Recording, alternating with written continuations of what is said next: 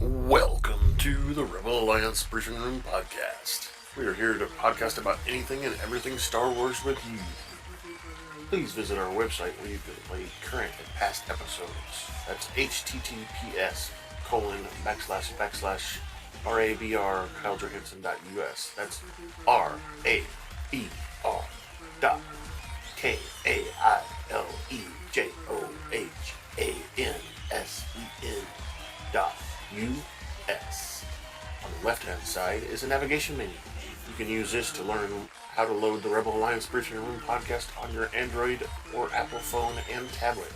And we have direct links to our podcast on Apple and Google Podcasts. Please participate by connecting to our social media, answering questions of the week, or submitting feedback directly from the site.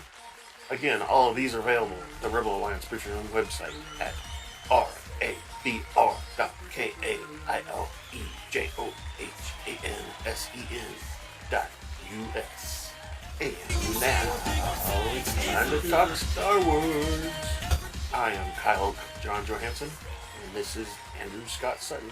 Say hello. Again, this is the same day we recorded the other two episodes of our podcast, and Scott is ill. He got himself a flu shot and possibly a COVID booster shot, and is feeling the effects. You know how people sometimes get a little ill when they get a flu shot. So he is not here today. But today we're reviewing Star Wars Andor Episode 3 Reckoning. And we've seen in the previous episodes, we're kind of building up to this episode here, where Cassian got himself in trouble in the beginning. He's looking for his sister, Kara from Canary, where he was originally from. And he killed some guards in the process. So these guards are related to the Empire, and they're now hunting him down because they've flagged him as a suspect. And he is looking for a way to get off the planet and escape so that he can get away from all this stuff. And he owes some people some money and stuff like that. So that's that. So I want to play this spoiler thing here because what we just talked about and everything else we're going to talk about is going to be spoiler worthy. So, if you haven't watched it, please don't listen until you've watched episode 3.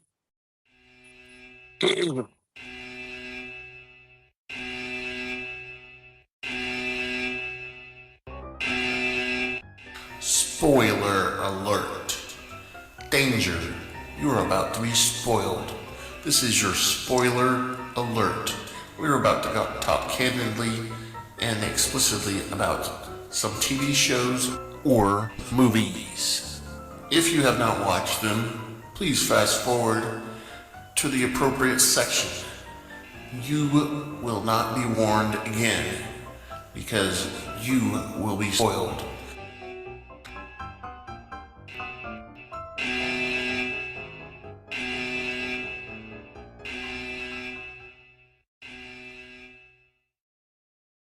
All right, yeah, you'll be spoiled. So, sorry if you listened to the first few seconds there and got spoiled a little bit. Please go watch the episode or go listen to our previous 2 podcasts about the previous episodes as well, so you're all caught up. Because we don't want you to be spoiled. Anyway, so we don't have any news today, so we're going to get right into the episode. If in that recap I just did, if you remember, there's lots of tension around Cassian being a suspect in a murder that he did commit. So he's trying to get away from all that and hide. And our episode starts with Casa, which is the name they give him from Canary. Apparently, he assumes Cassian as a different name, so it's not associated with Canary. He's exploring the ship alone. His tribe has retreated after the death of their leader. and he's looking at the different things on the ship, and he's never seen anything like that because his tribe is pretty primitive, and he sees himself in one of the consoles, and I think personally that's possibly why he begins to um, break the ship because he thinks someone's there or he doesn't like what he sees.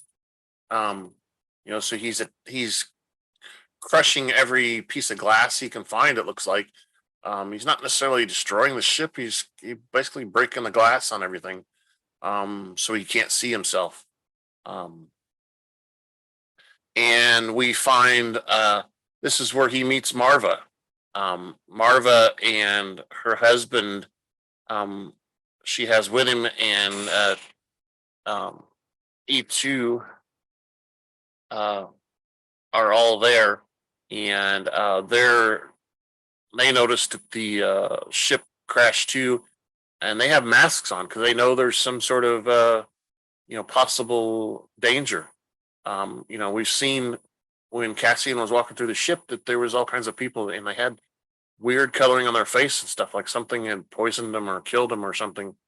Um, and we're to kind of assume that this is what devastated the entire planet of Canary, not where nobody can travel to this planet.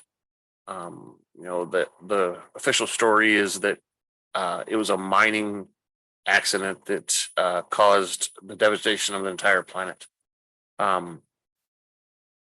So he's bashing these consoles, and Marva and her husband are trying to salvage a few things off the ship, and they hear him and try to speak to him, and of course, he's speaking in Canary, and they don't understand that.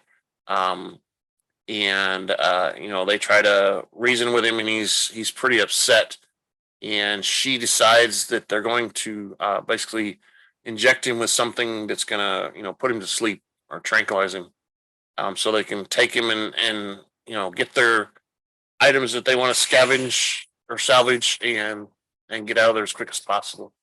Um, and she knows that the Empire is en route, so they're at a deadline. And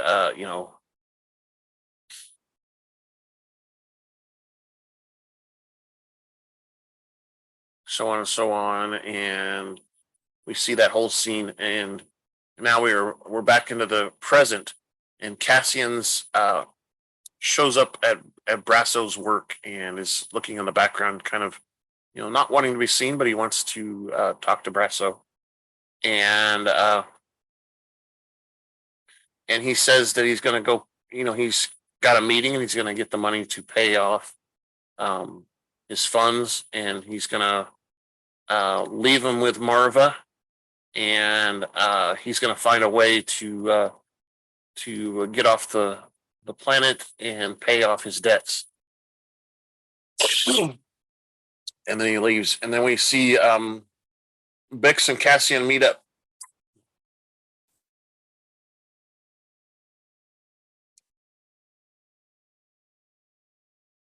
And she says that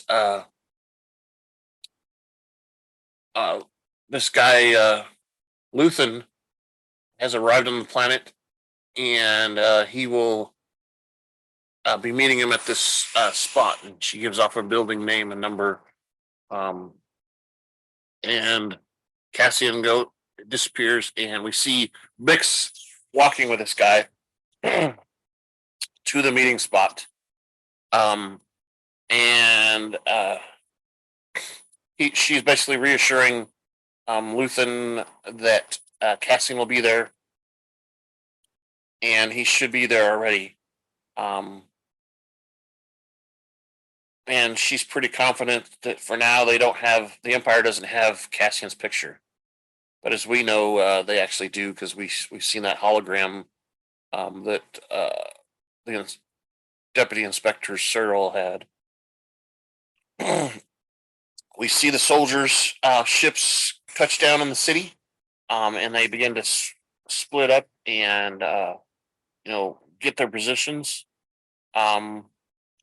one group of them arrives at Marva's home to find Cassian. He's obviously not there. They start tearing the place up, turning him upside down, and asking her to tell them where he's at.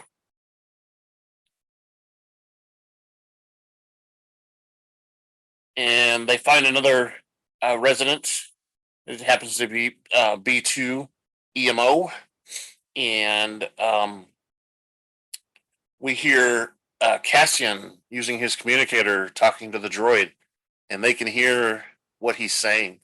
And Cassian's basically giving them information that they need,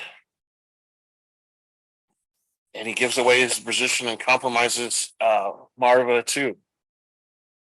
They immediately start tracking the signal with a signal tracker, and they find him uh, and are locked in. Uh,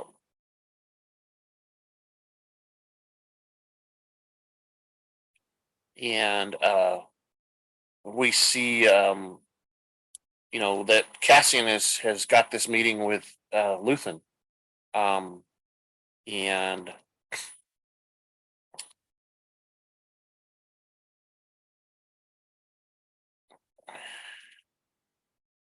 he's meeting with him, and we see a flash of Bix finding out the Empire's task force is on planet, and she tries to go head towards the building that she knows he's at to warn him, but it's too late. Um, Tim gets involved and tells her that Cassian can handle himself, um, and this is what is enough to get Bix to realize that Tim's the one that betrayed Cassian and put in the tip of where his location is. Um, so we're at the meeting, and Cassian's negotiating with um, the guy Luthen, and he offers another 1,000 credits to reveal how he got the unit. And Cassian basically says, "Well, I snuck on aboard. The Empire um, is so arrogant that they can't believe that someone would sneak on and get steal from them, and spit in their food and so on." Um,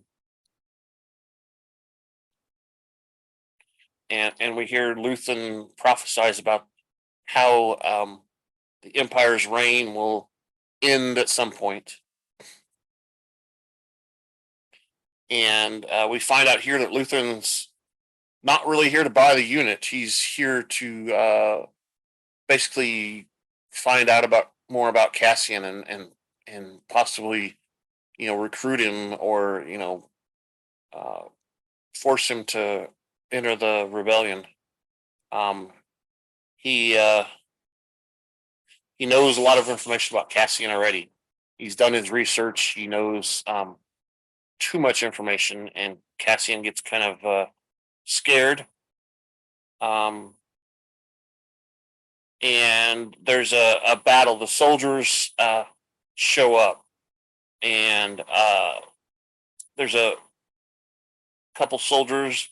Uh, we get the comments about um, how Luthen has prepared himself for the meeting. He's ensured his exit, and taken care of his entrance, and he blows up the doors to the entrance, which we assume kills a couple of people of the guards, but a couple come in and begin firing and such. We see these look like big engines or transmissions that are hanging from the ceiling on chains. See a couple of those crash down and fall, and they shoot a couple of them off to kind of distract, or um, you know block some of the guards from firing at him. There's some up in the rafters shooting down. There's some on the ground shooting as well. Um, and Luthen's like, "Hey, after they get a little bit of calm, he's like, "Hey, do you have a comms unit? What is that for? You've been traced. They got here too fast." And Cassian gives up his comm unit, and Luthen crushes it on the ground. Uh, and Luthen says they need a plan to get out. Unfortunately, they were ambushed. Um, and there's a big battle coming because they get reinforcements. So there's a big battle. Pew pew pew. We get the laser pistols and all that stuff firing, and more of these transmission slash engines falling, and Cassian is worried about the part he came to sell because he still doesn't realize that Luthen is here for more than the part. He doesn't really care about the part. He more cares about Cassian and recruiting him than anything. Um, so there's a couple scenes where we see him going back and forth trying to get that, and he gets wounded a couple times. He finally decides it's time to make an escape, and Luthen asks him how he plans to do that, and Cassian eventually says, "Okay, I do this, and this is how we get out." And we go over here, and he knows a guy that has some transport that they can use to get to Luthen's ship, that kind of thing. Um, so they go out on the streets, and uh, we see that the soldiers find Bix coming to warn Cassian, and they chain her to a pipe on a wall on the building and begin to interrogate her because they seem to know that she knows Cassian. Probably because it's in the dossier that she's a known associate. She's been in contact with him recently.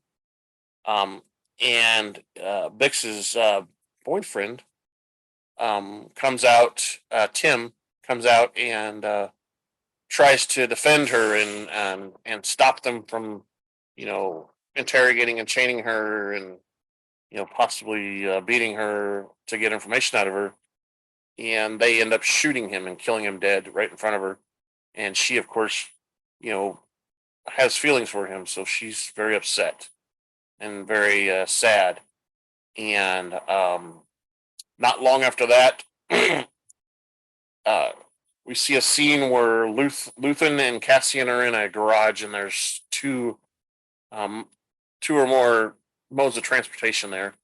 And he asks Cassian which one he would choose, and we don't see right away which one he chooses. But in the next scene, we see a shuttle type of transport, small transport that comes out, and it's all closed in, so you can't see inside. And it's coming towards the guards and everything, and they start firing. Oh, they're excited because pew pew pew pew. This is our guy. Pew pew pew pew pew pew pew. And they shoot it, and it flips over on top of itself, and they're all excited. Yeah, we got him. Oh yeah, let's go up and get there. And they stand up there and start to inspect the ship, and it explodes. Boom! And of course, we think a couple more people are killed, and we see a scene where the deputy is looks pretty distraught. He's like, "Man, I screwed this whole thing up. You know, uh, I've got all these people killed, and still don't have our guy. We've been tricked again." Um, and there's a little bit of seeing of that, and him being distressed, and him kind of looking back at the explosion and what happened and all that, and such. And then all of a sudden, Cassian and Luthen come out on a speeder bike and make their escape. They try to fire at him a little bit, but they just there's not very many of them, and they're too fast. And we get scenes where Cassian and Luthen are traveling on their speeder bike uh, through the back parts of the planet to get to his ship. Um, and we see some of Bix's friends come in and release her. And she is pretty upset that Tim is dead. She ends up going by his body and crying um, and so on. Cassian gets basically the better of the deputy. Um, they get out and escape.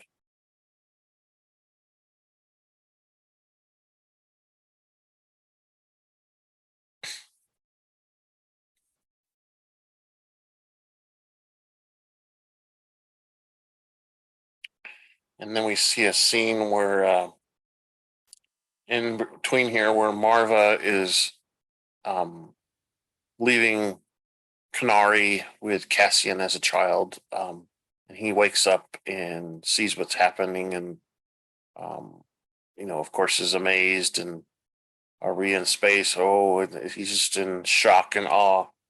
Um, and I think, the combination of these 3 episodes here that we've seen, they all kind of build up and set us up for what's going to happen the rest of the season. So I think now that we've met Luthen and Cassian is off world and supposedly his debts have been paid. We don't see it for sure or not, but um, we're gonna get to see more of the inner workings of what happening to build the rebellion.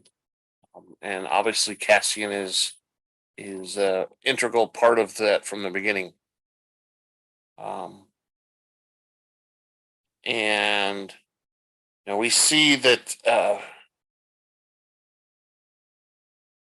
Cassian is a pretty smart individual in some respects, but he is not. Um, he doesn't have the most charisma or biggest personality. Um, so yeah, this episode was about 46 minutes as well, and it was pretty good episode. There was a lot more action, more of what we were expecting, kind of more of what I was looking for in the beginning of episode 1 and 2. Um, but we needed to hear those stories from 1 and 2 to kind of build up to this story and find out what's our background and our you know meeting of Cassian and Luthen, which is apparently one of the first members of the Rebel Alliance or um, leading member. We don't know for sure yet, but I'm sure we'll find out real soon. I'm sure the next couple episodes will have all that information. Um, want you guys to give us. I'm gonna take a break first, and then we're gonna talk about some feedback.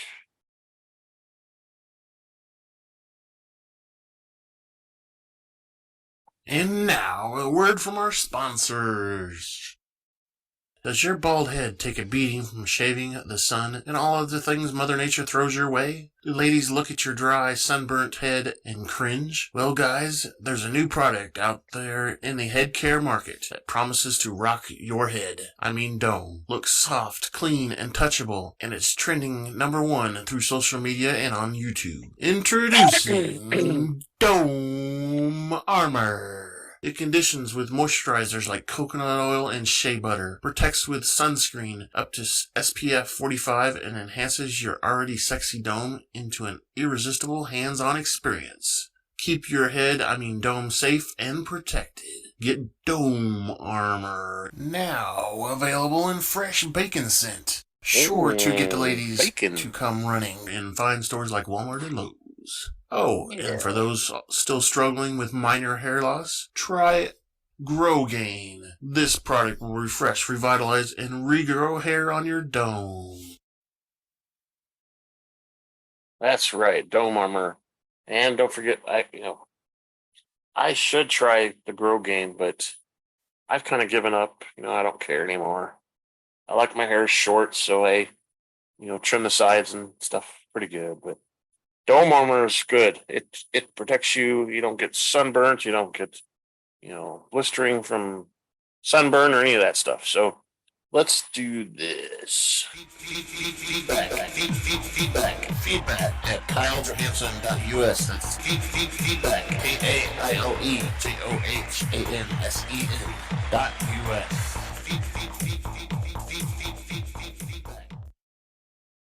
All right, feedback. Yeah, there's that email address you can send us feedback to. We also have multiple other ways through our website. On the left-hand side, wrong side. Left-hand side of the website, there's a link for feedback. Simple form where you can give us the name you want to be called by, and then fill in your feedback and send it off to us through that. That's a Google Docs document. It puts your information into a spreadsheet. We do not collect anything but the two items that we ask for: the name that you want to be called by and your feedback. We don't get any information on your IP address or your email address or any of that stuff. There is a option there where it says you could log in to your account, and that is only if you're filling out your feedback and you want to save it and finish it later. You log in there and it'll take care of that for you. But yeah, you submit that to us. We have the question of the week, which I believe our question of the week is Cassian now a part of the Rebel Alliance, or is there more that he has to do to become a member? We're going to put that there. So once you answer or vote on the question, there'll be some comments, a comment section down below that you can fill out comments there. We're on social media. We have two accounts that you can get to. One is called at super_duper_pod. That's where we post everything we can about the podcast. And then there's another one called Juan's Cantina, which if you listen to episode 2, I think that's where we advertised Juan's Cantina. That's just a made up sponsor that we have. And so you can send us, you can reply to us, send to us feedback through there. We also have our episodes are on video on YouTube, and there's the comments section there that you can fill out comments there as well. So please send those in. We need to get your feedback so we can have a more dynamic and responsive interaction with you on our podcast, because we would really enjoy lots more discussion and debates about different things going on, or being told that we're completely wrong, just whatever it takes. So let us know, send us some feedback.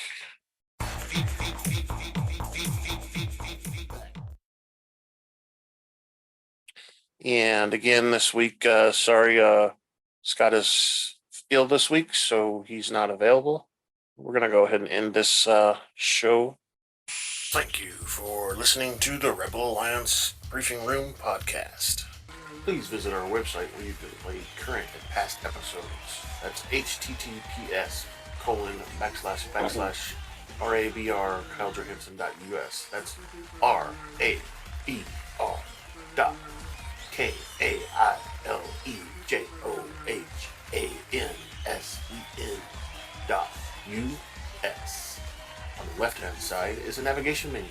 You can use this to learn how to load the Rebel Alliance Briefing Room podcast on your Android or Apple phone and tablet. And we have direct links to our podcast on Apple and Google Podcasts. Please participate by connecting to our social media, answering questions of the week, or submitting feedback directly from the site. Again, all of these are available at the Rebel Alliance Briefing Room website at RABR.KaileJohansson.us. This podcast in no way is approved, sponsored, or owned by Lucasfilms Ltd., Disney, Disney Plus, or any of its subsidiaries. All opinions are solely owned by Kyle and or Scott, and in no way express the views or opinions of their past or present employers.